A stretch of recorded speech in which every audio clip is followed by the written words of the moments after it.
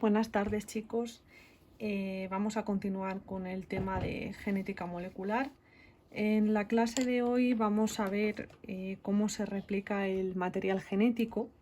Ya tenemos claro que el ADN es una molécula que porta la información genética necesaria para sintetizar proteínas, y el ADN es el que porta en definitiva la información genética de una célula. Entonces, si una célula se replica, antes de replicarse tiene que duplicar su material genético, es decir, su ADN, para que las dos células hijas reciban la información genética necesaria para poder desarrollarse.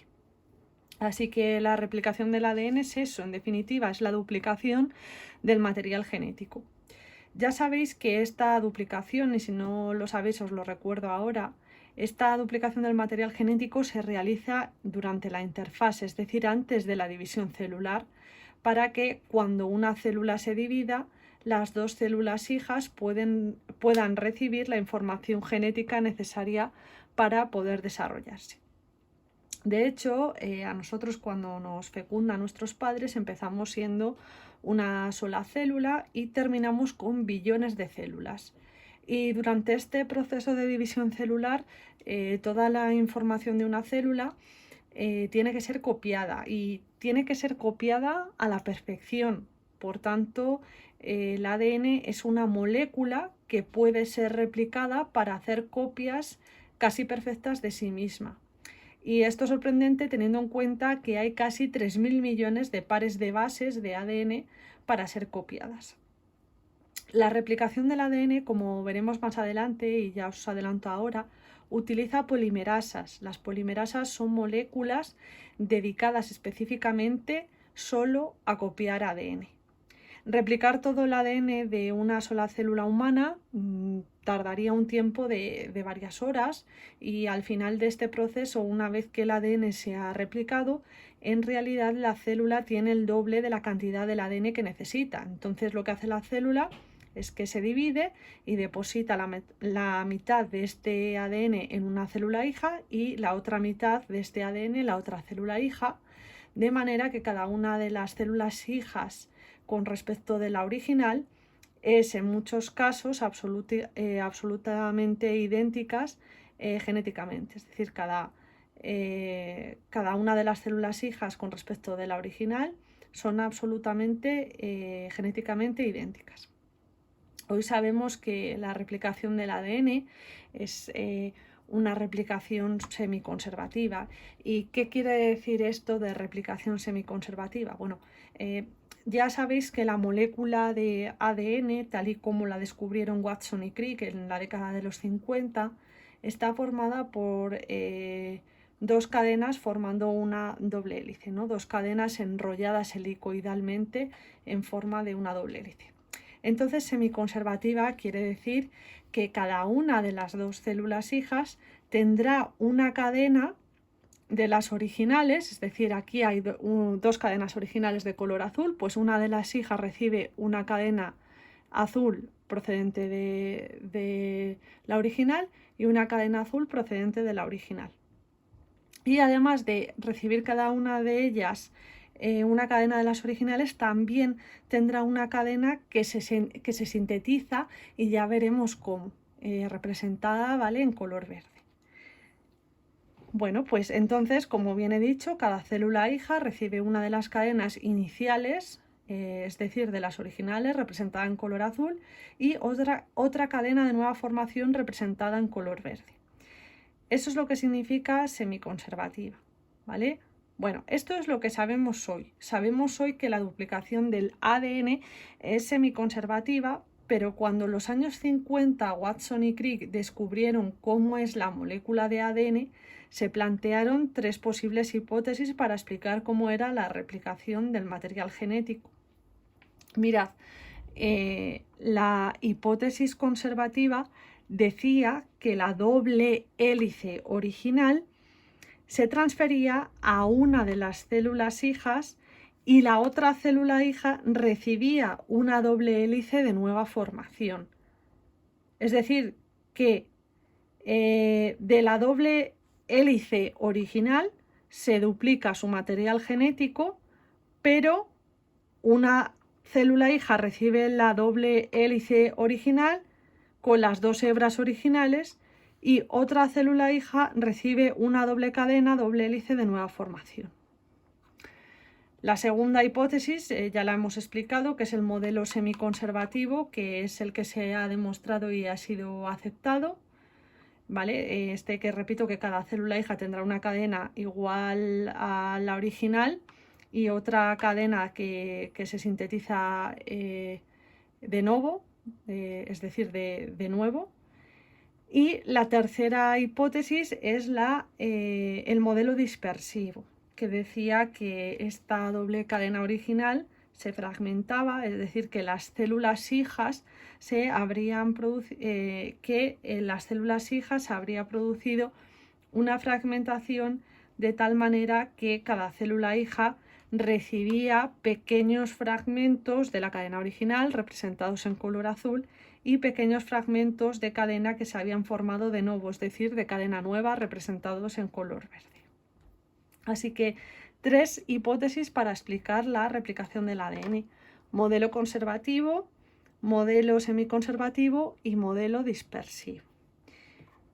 Bueno, por otra parte, Watson y Crick en el año 1953, cuando enunciaron cómo era la estructura del ADN, recordad que es una doble hélice, con cadenas antiparalelas y unidas a través de las bases nitrogenadas que quedan en el interior de las cadenas, ellos propusieron ya como forma de replicación del ADN el modelo semiconservativo.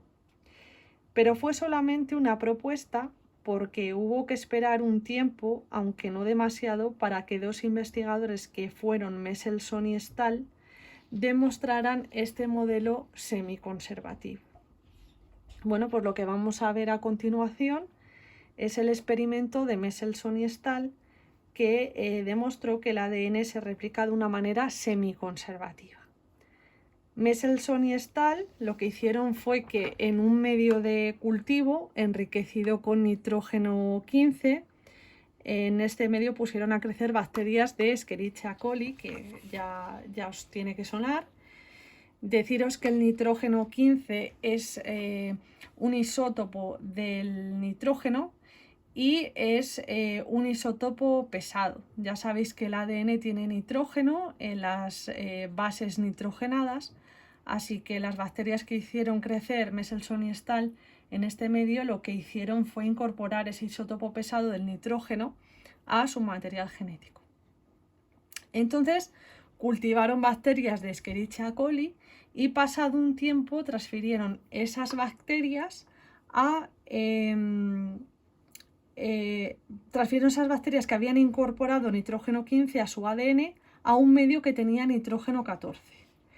El nitrógeno 14 es también un isótopo del nitrógeno, pero que a diferencia del nitrógeno 15 es un isótopo ligero, ¿vale? Y entonces lo que hicieron, repito, es que todas esas bacterias que tenían en su ADN este nitrógeno pesado lo transfirieron a un medio donde había nitrógeno ligero. Y lo que hicieron fue esperar 20 minutos, es decir, el tiempo suficiente para que estas bacterias se replicaran. Después de esto centrifugaron la muestra y obtuvieron una sola banda de bacterias, es decir, que todas las bacterias presentaban la misma densidad, o sea que todos los ADNs presentaban la misma densidad. Bueno, al hacer esta primera parte del experimento ya se eliminó el modelo conservativo, ya se desechó ese modelo, porque según el modelo conservativo tendríamos que haber obtenido 2 bandas. Una banda con las bacterias que tenían el nitrógeno 15 y otra banda con las bacterias que tenían el nitrógeno 14. Según el modelo conservativo, unas bacterias, las amarillas, iban a tener todas las cadenas originales después de la primera replicación y otras bacterias, en este caso las naranjas, iban a tener todas el ADN de nueva formación. El ADN que se formó en la replicación se formó aquí, así que el ADN que se forma en la replicación lleva nitrógeno 14. según el modelo conservativo, se hubieran tenido que formar dos bandas. Entonces el modelo conservativo en esta primera parte del experimento tuvo que quitarse de las tres posibilidades que había. Entonces nos quedan dos opciones. Puesto que todas las bacterias presentan la misma densidad, solo hay dos opciones: aceptar el modelo dispersivo, donde todas las bacterias van a tener, por así decirlo, una parte antigua o original y una parte nueva, o el modelo semiconservativo, en el que las células tenían una cadena original con nitrógeno 15, representada en color amarillo, y una cadena nueva con nitrógeno 14, representada en color naranja. Para decidir cuál de estos dos modelos era el correcto, lo que hicieron Michelson y Stahl fue esperar otros 20 minutos y esperar a una segunda replicación. Es decir, que lo que hicieron al final fue esperar otros 20 minutos, 40 minutos en total, y someten la muestra a centrifugación. Y al someter la muestra a centrifugación aparece la banda que teníamos anteriormente, es decir, donde teníamos densidades que tenían tanto ADN original como ADN de nueva formación, pero además aparece una segunda banda donde aparecían bacterias con menor densidad, es decir, que solamente tenían el nitrógeno 14. Así que hubo que aceptar el modelo semiconservativo de las tres hipótesis posibles. Esta era la única opción que se adaptaba a lo que se observó en experimentación. Bien, aquí tenemos las bacterias que solamente tienen el nitrógeno 14. Estas bacterias han utilizado como cadena molde una del nitrógeno 14, y en la de nueva formación también el nitrógeno 14 han utilizado. Y aquí tenemos bacterias con el ADN original y el ADN nuevo. Entonces, mirad, aquí tenemos bacterias que tienen una cadena de las originales y una cadena de nueva formación. Entonces, al esperar a una segunda replicación, las bacterias que han tomado como molde este con nitrógeno 14, como están en un medio con nitrógeno 14, el nuevo también es nitrógeno 14, ¿vale? Así que por eso aparece esta segunda banda. Aquí se desechó el modelo dispersivo porque en este caso todas las bacterias tendrían fragmentos de ADN nuevo y fragmentos de ADN original, y además se habría formado una sola banda, así que el modelo dispersivo también hubo que rechazarlo. Bueno, pues este es el experimento que nos ha permitido conocer que la replicación del ADN se ajusta a un modelo semiconservativo, o sea que cada una de las cadenas del ADN sirve como molde para sintetizar una nueva, y que las células hijas además van a tener una de las cadenas originales y una cadena de nueva formación.